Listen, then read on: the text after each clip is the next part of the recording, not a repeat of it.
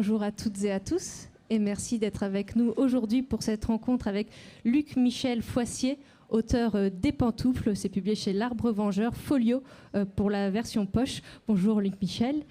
Bonjour. Et Colin Thibert, auteur de Mon frère ce zéro, publié aux éditions Héloïse d'Ormesson et chez Pocket pour la version poche. Et le petit dernier, enfin le grand dernier du coup, La supériorité du kangourou, toujours publié chez Héloïse d'Ormesson. Bonjour Colin. Bonjour. L'art subtil de l'humour, c'est le titre qui a été donné à cette rencontre. C'est compliqué à manier l'humour. Est-ce qu'on se rend compte, c'est-à-dire à quel moment est-ce qu'on se rend compte que ça va être quelque chose qui va faire partie de notre écriture en l'occurrence, puisque vous écrivez des romans. En tout cas, est-ce que c'est quelque chose que vous trouvez justement délicat à manier, ou bien est-ce que c'est si naturel que cela vient parfaitement naturellement? C'est toi qui commences? Je me lance.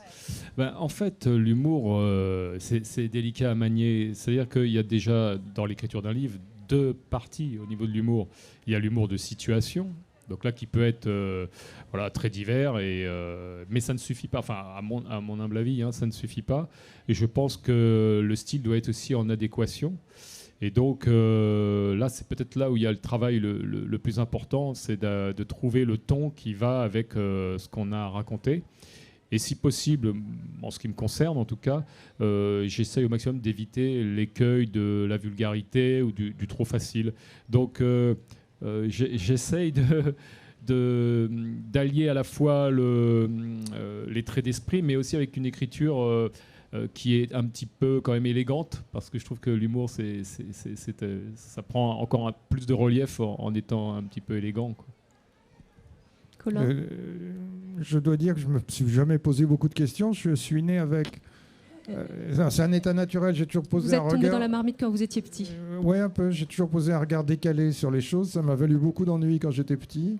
C'est-à-dire qu'on disait, il a mauvais esprit, ce gamin-là, etc. Du coup, j'en ai fait un métier. Mais je ne me pose absolument aucune question, moi, sur la façon d'écrire. Ça vient comme ça, et voilà. Ça se voit sur ton visage que tu as mauvais esprit. C'est vrai? Ouais, ça finit par marquer les traits. À un certain âge, ça se voit, effectivement, oui. Luc-Michel, votre roman raconte l'histoire d'un homme qui s'aperçoit une fois sorti de son appartement qu'il a oublié de retirer ses pantoufles, ses charentaises pure laine, taille 42, il me semble. Il lui suffirait de rentrer chez lui pour mettre des chaussures, sauf qu'il a aussi oublié ses clés à l'intérieur. Ce postulat de départ, il est né de quoi? Ça ressemblerait bien à un rêve récurrent, ça? Oui, d'ailleurs... Il y a pas mal de lecteurs aussi qui l'ont fait, ce rêve, parce que j'ai eu des retours comme quoi ils avaient vécu ça en dormant, ils avaient eu cette peur. Mais l'idée de la pantoufle, c'est juste l'idée d'avoir un petit décalage avec la réalité, avec ce qui nous entoure, parce que au niveau de l'humour, justement, c'est ça qui est bien, c'est de pas aller trop loin. Et donc de coller quand même assez proche de la réalité sans trop d'exagération.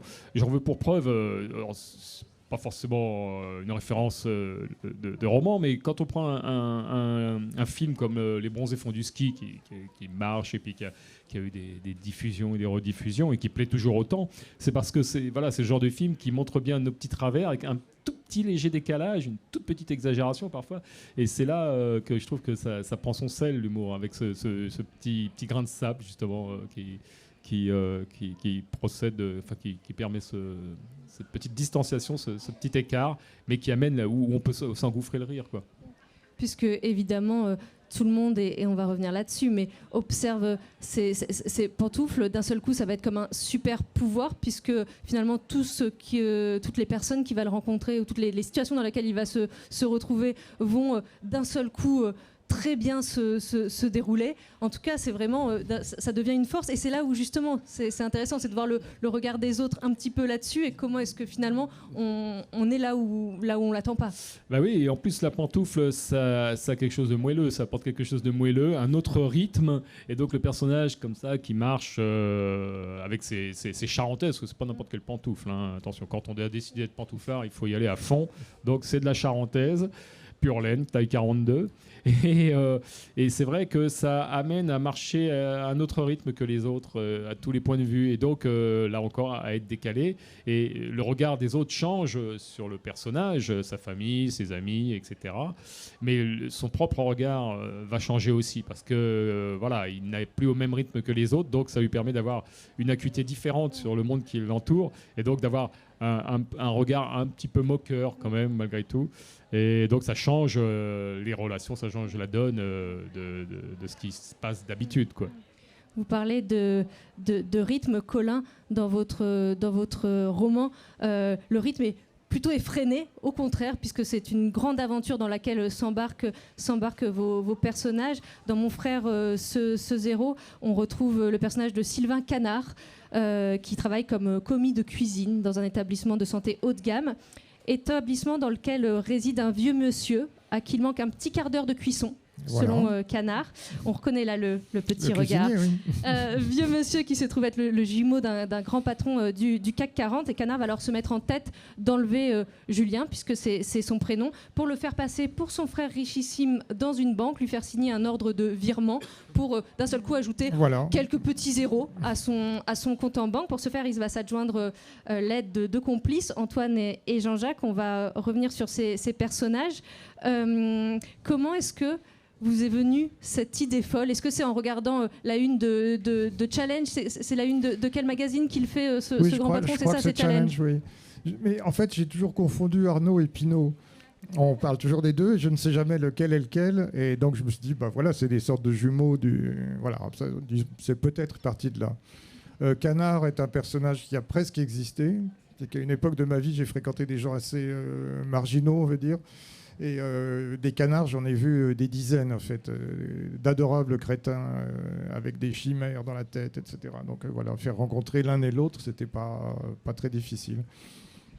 Et commencer une histoire sur une affaire de toilette sèche, c'est audacieux aussi.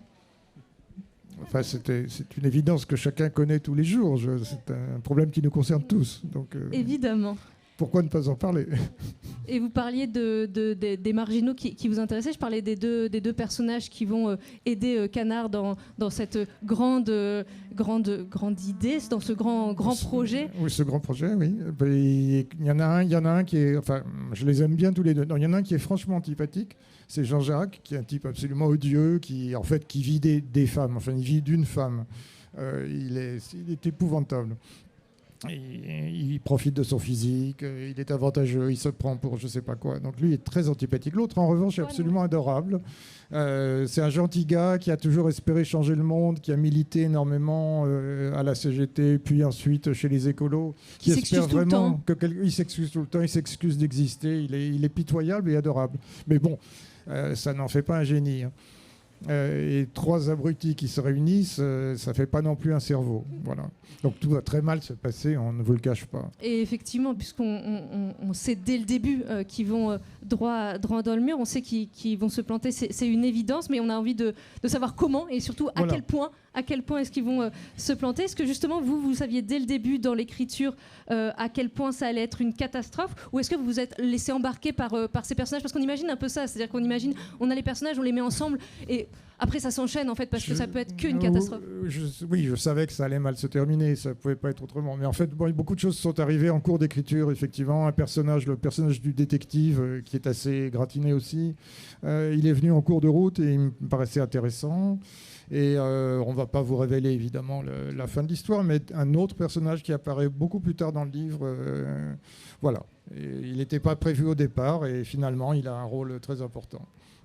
Et quand tout à l'heure on parlait de ce petit pas de côté ou de cette idée d'être dans un décalage léger, vous, dans l'écriture, vous disiez au début, c'est quelque chose qui m'arrive naturellement. Est-ce que ça veut dire que dans l'écriture également, ou est-ce que justement il y a des ajustements à faire, de se dire, ah mais non, là je vais trop loin, et puis on se dit, ah ouais, mais c'est bien aussi quand on va trop loin. Comment est-ce que se fait? Est-ce qu'il y a besoin d'avoir un ajustement comme ça, parce que justement on est dans quelque chose de complètement fou et qu'on peut se laisser emporter par sa folie dans l'écriture?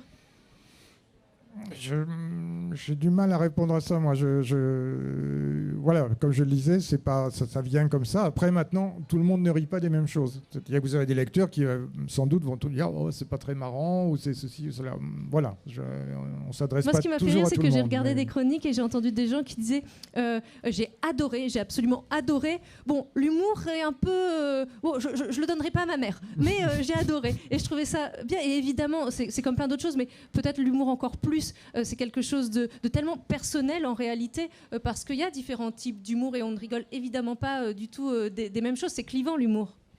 Oui, moi je vois dans mon roman, j'ai usé des jeux de mots, tout le vocabulaire qui peut tourner autour du mot chaussures, pantoufles, ou bien encore les pieds, etc.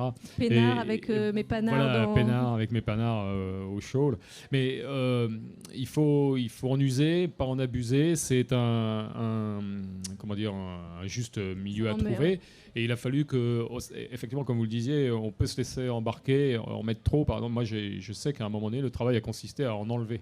Parce que j'en ai mis quand même beaucoup. Après, au niveau d'écriture, moi, j'aime bien le sucré-salé. Et donc, dans mon roman, il y a des passages qui sont très écrits et très assez littéraires dans la construction, avec des phrases, avec des imparfaits subjonctifs, des choses comme ça, très élégantes et très...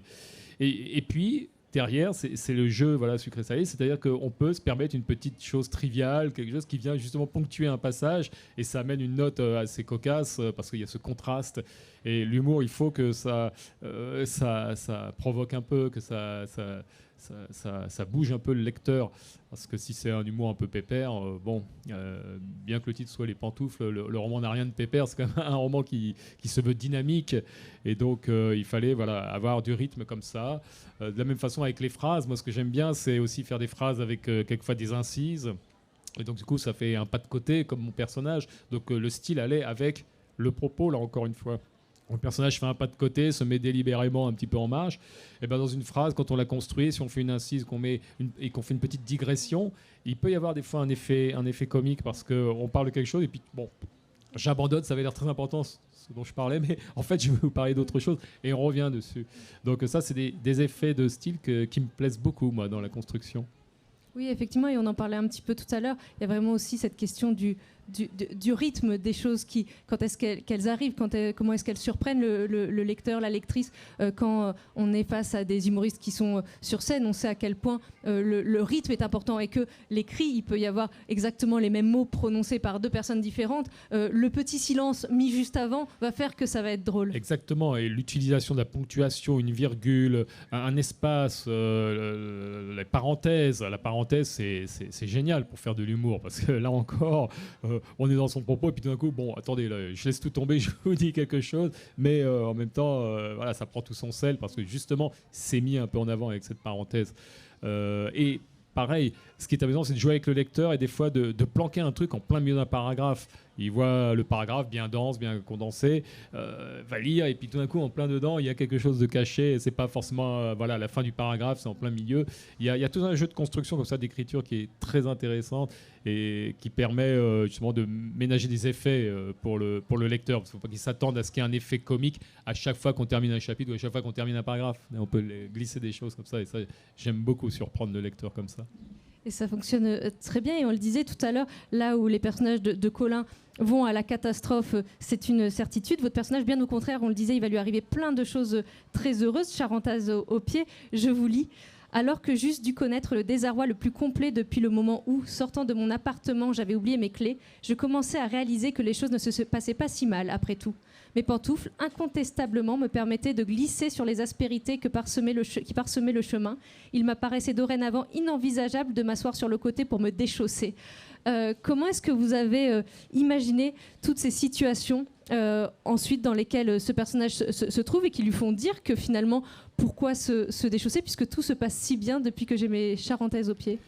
Le jeu, c'était de mettre le personnage dans des situations très diverses, déjà, et puis en plus des situations un peu à risque, et en fait, que cette situation, qui est une situation au départ un petit peu de fragilité, la preuve, c'est qu'on en parlait, beaucoup de personnes font ce rêve-là ou ce cauchemar-là de sortir de chez elle en pantoufles. Lui, le contrat, c'était il se retrouve dans cette situation, entre guillemets, de faiblesse, Et ça va être une force. Même Et pour c'est- jouer au tennis, c'est dire. Même pour jouer au tennis, c'est l'idéal. La pantoufle, je la conseille à tous les joueurs. Bon, classé en dessous de 15-4, parce qu'au-dessus de 15-4, quand même, c'est un peu limité.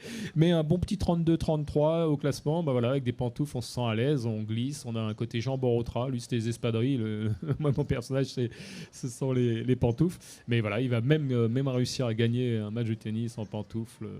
Ouais, je m'y suis pas risqué, je joue au tennis, mais j'ai quand même préféré mes bonnes chaussures quand même. Et on le disait tout à l'heure, c'est un moment où justement il part de chez lui parce qu'il est pressé, il oublie de retirer ses charentaises.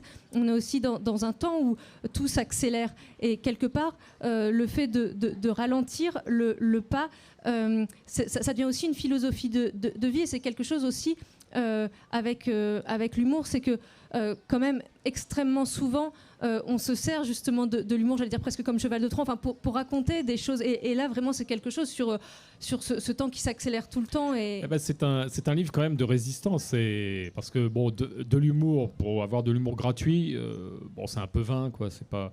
Moi, ce qui me plaisait, ce qui m'importait, c'était surtout de montrer qu'on pouvait freiner les choses, qu'on pouvait, sans vraiment être dans l'affrontement, faire de l'opposition quand même, mais de l'opposition passive, de l'opposition moelleuse, de l'opposition laineuse, en pantoufles. Mais c'est le meilleur des combats, hein. Et je pense que les plus beaux combats, ce sont les combats qu'on mène comme ça dans la douceur.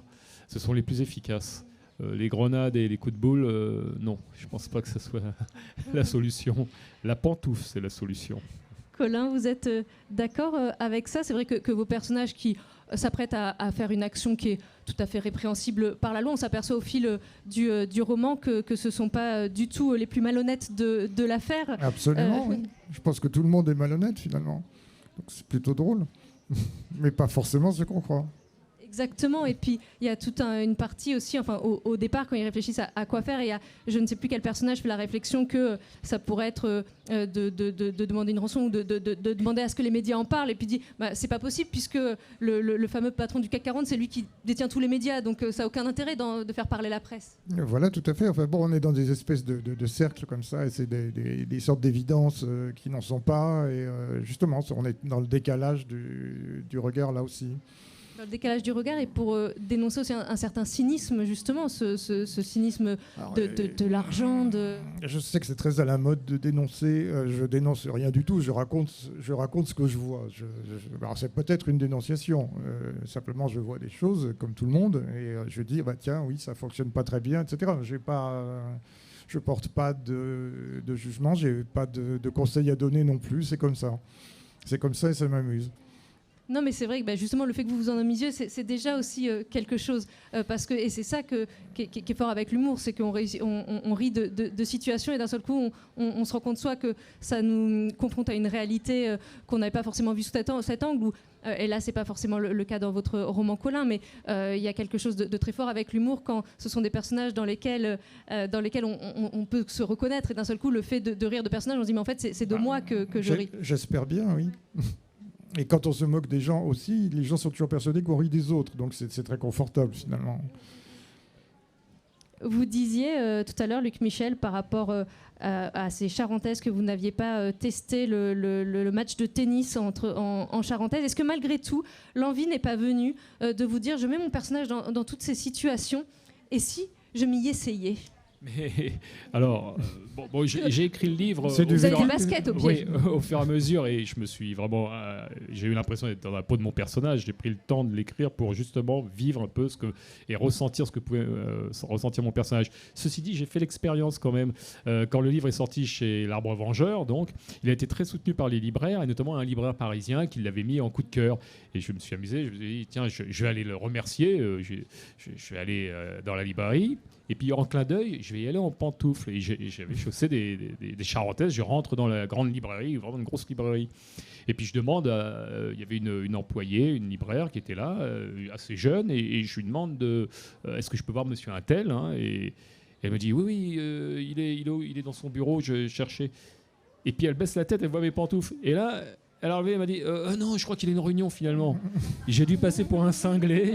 Donc c'est ma seule expérience de la pantoufle en société et à l'extérieur de chez moi. Bon, j'ai pas été plus loin, mais et d'ailleurs, je me demande même si en fait, dans le monde dans lequel on vit, heureusement d'ailleurs, on s'est assoupli sur l'apparence physique et tout ça. Donc mais c'est ça l'intérêt aussi de la littérature et puis de la création, c'est de pouvoir imaginer des choses et d'aller encore plus loin.